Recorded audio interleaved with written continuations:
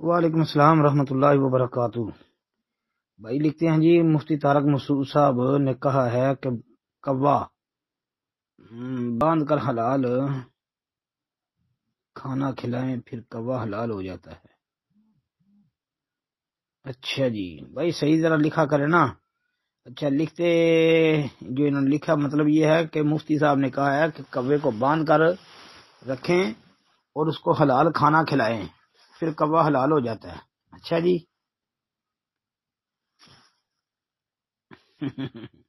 مفتی صاحب کی طبیعت ٹھیک نہیں ہے۔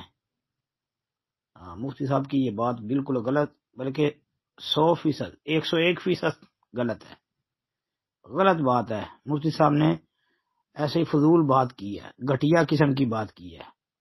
کوا کس طرح حلال ہو سکتا ہے؟ کوا حرام ہے، حرام۔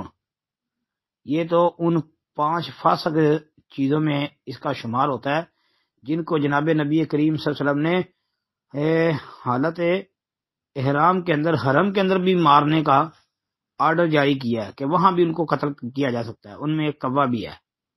اور پھر صحیح مسلم کے اندر یہ حدیث بھی واضح ہے کہ کون کون سے پرندے ہیں جن کو مارا جا سکتا ہے، ان میں کوا ہے، باز ہے، چیل ہے، یعنی جو پنجوں کے ساتھ شکار کرنے والے ہیں جی، جو پنجوں کے ساتھ اپنے شکار کو کرتے ہیں، ان کو تو قتل کرنا چاہیے، ان کو فاسق نبی علیہ السلام نے قرار دیا ہے۔